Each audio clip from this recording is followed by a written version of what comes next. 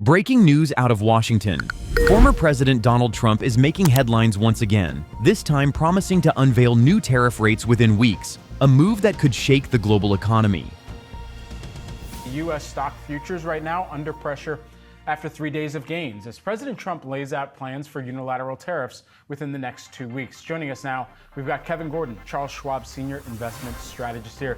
Kevin, good to have you here in studio with us. Morning. As we're thinking about what the markets are paying most close attention to right now, what are you, from a strategy perspective, really giving more weighting to at this juncture? This morning it's probably the tariffs, just because it's so wide-ranging. If that's the expectation that you're going to go back to, imposing a unilateral tariff, in addition to still relatively high and restrictive tariffs on imports from China. We still don't know the details of what the agreement was from the talks in London, but if it is indeed a 55% tariff on imports coming from China, that's still a pretty steep increase relative to where we were before everything pre-Liberation Day. So I think that's probably taking more importance, even though there was a little bit of a bump after you got jobless claims that were unchanged and a relatively favorable PPI number.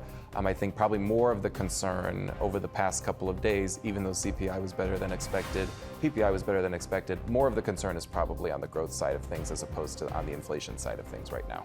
Within this, we have a point of contact that it seems like the markets give more weighting to. Of course, they're the social media posts, but then there's also Treasury Secretary Scott Bessent, who could then come out and say, well, one of the other things that we're thinking through is kicking the can down the road further and having this broader phase where we can give ourselves more time for countries who have come forward in good negotiation practices. What does that look like for the markets to kind of have a lopsided look at the perhaps overall tariff rate, which investment strategists seem to be giving at least some of the more immediate modeling to right now? Yeah, I think there's a little bit of a desensitization that happens to markets over time as this goes on. Because, you could even see it with a lot of the comments we've gotten, whether it's from the administration or whether it's some of the headlines, over the past several months at this point. Clearly the max pressure point was at Liberation Day, and then it's sort of subsided since then. We still have the markets reacting to everything trade related, but I think from here, if it's going to be the case that you don't go back to what was announced on April 2nd in terms of tariff rates on imports from all of these major trading partners and the rest of the world, frankly, and if you're going to go into a scenario where the average effective tariff rate is lower over time from that point, but it's still relatively elevated, the focus is probably going to shift more on what does that do to the economy as we figure out what the actual tariff rate is going to be. So what does the slowdown look like in things like CapEx, and ultimately does that lead to hiring? And I think one of the reasons that you've been able to see such a strong rebound for the equity market and such really, I would say, pretty impressive participation, at the sector level, at the member level. I think one of the reasons for that, and it's been a really strong reason, has been relatively resilient hard data. You've still seen this big divergence between all the survey-based data and everything that has been, GDP or labor market related. Even within GDP, the underlying business spending numbers have been relatively strong. So taking a step back from the headline being negative for the first quarter, underlying private demand was still relatively strong. That's still expected to be the case for the second quarter. So I think as long as that's the case, where you've got a relatively strong divergence between the two, and there's not as much of a strong catch down for the hard data, you probably have the market focusing more on that and trying to bake in and figure out what's the sort of overall impact as this drags on over time. And just as things heat up, Apple is making its own power play, finding clever ways to sidestep U.S. tariffs on Chinese imports. What's really going on behind the scenes? Who's winning the economic chess game, Trump or tech giants like Apple? Stick around as we break down the drama, the strategy, and what it means for your wallet.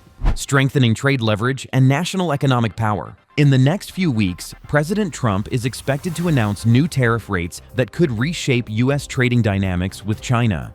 While Apple has successfully bypassed prior tariffs by moving some production lines out of China, the broader move represents a strategic rebalancing of economic power. These new tariffs are actually leverage. They allow the United States to negotiate from a position of strength, to demand better trade terms, stronger intellectual property protections, and fair regulatory treatment for American companies abroad. The administration's message is clear: the U.S. will no longer tolerate outdated trade practices that undercut American competitiveness. In this context, Apple's supply chain adjustments underscore a vital adaptability in American industry. If tariffs shift, Apple can flexibly pivot to alternative production hubs like Vietnam or India, showcasing the resilience and global footprint of US companies. This adaptability not only reduces risk exposure, but actually enhances America's economic influence. As these tariff measures unfold, markets will take notice. Trade imbalances are being addressed, and American ideals, free competition, fair play, and innovation leadership are being actively enforced. The new tariff strategy, therefore, isn't punitive so much as proactive. It's designed to catalyze structural change in global supply chains in favor of US economic interests. That sends a powerful message not just to China, but to the rest of the world. The US economy will stand firm on the principles of reciprocity and equitable trade. By coupling tariffs with targeted trade diplomacy, the administration offers reassurance to multinational firms. American exporters gain stronger footing, domestic manufacturers gain renewed relevance, and Apple's continued success, even while partly shifting production, shows that American enterprise can thrive under this new paradigm and perhaps grow more diversified, competitive, and resilient as a result. Domestic investment and American jobs. As tariffs are set to reshape global manufacturing routines, one of the most encouraging outcomes is the potential boost to domestic investment and job creation here in the United States. Even as Apple and others reorganize their international supply chains, many industry experts anticipate a valuable byproduct: renewed focus on American manufacturing. Over time, as global production becomes less concentrated in China, there's a clear opportunity for US firms to expand operations, innovate, and capture higher value portions of the supply chain. That could involve semiconductor fabs in Arizona, advanced component production in Texas or Ohio, and logistics and distribution centers across the Midwest. These investments bring high-paying jobs, invest in regional economies, and spur infrastructure improvements. And it isn't just manufacturing. There's also potential for growth in R&D, workforce training programs, and tech services domestically. In effect, tariffs serve as a catalyst, a strategic nudge encouraging companies to consider the benefits of operating, innovating, and hiring locally. For communities across America, the prospect of new factories and facilities offers renewed optimism. The ripple effect extends to service providers, local suppliers, and vocational training programs, which all benefit as companies seek talent and support infrastructure. While Apple has successfully diversified some production offshore, US workers stand to benefit from the broader redistribution and upgrade of global supply networks. Politically and economically, this demonstrates how trade policy, when executed with intention and oversight, can deliver tangible benefits to American workers and regions. As the tariff plan takes shape, stakeholders across industry and labor will be watching closely, and with good reason. If the administration can shepherd companies to reinvest domestically, this could mark a new, more resilient chapter for American industry, one in which global success and local prosperity go hand in hand. Negotiating position in intellectual property and tech leadership. Beyond job creation and trade balances, the upcoming tariffs are a strategic tool in protecting American innovation on the global stage. With technology companies like Apple leading the push in 5G, AI, and digital services, ensuring strong IP protections internationally has never been more important. The threat or implementation of tariffs gives the US leverage to secure enforceable guarantees on patent rights, trade secret confidentiality, licensing fairness, and cybersecurity alignment. It also encourages allies and partners to align behind American digital policy standards. For decades, American tech has shaped global norms. But without proactive defense of its innovations, the US risks losing this edge. Whether applied broadly or narrowly tailored by sector, new tariffs can reinforce expectations that countries willing to collaborate with US firms must also play by American rules. In Apple's case, even if production migrates to other countries, the innovations, design, software, user experience remain American. That intangible value must be protected. By leveraging tariffs, the United States signals seriousness about defending its intellectual and digital capital. And this extends into new frontiers: semiconductor design, fintech infrastructure, cloud computing, where American firms are currently setting the pace worldwide. As Washington signals its readiness to impose tariffs, it's demonstrating a wider posture, one that is unapologetic in defending American IP and technological leadership. Businesses, investors, and innovators will welcome this clarity. They understand that in the global race, protection of idea-driven advantage is as important as physical production, encouraging supply chain diversification and resilience. Even as Apple has taken steps to relocate production, the broader benefit lies in encouraging multinational corporations to rethink over-reliance on any single country. The U.S. administration's tariff signals reinforce a larger trend. Supply chain diversification isn't just risk management, it's strategic national resilience. Over the past 2 decades, many American firms built sprawling networks in China and Southeast Asia. That created dependencies that, in a crisis, be it a pandemic, geopolitical tension, or financial shock, could disrupt inventory, raise costs, or compromise data security. Now, with new tariffs on the horizon, companies are accelerating their diversification strategies.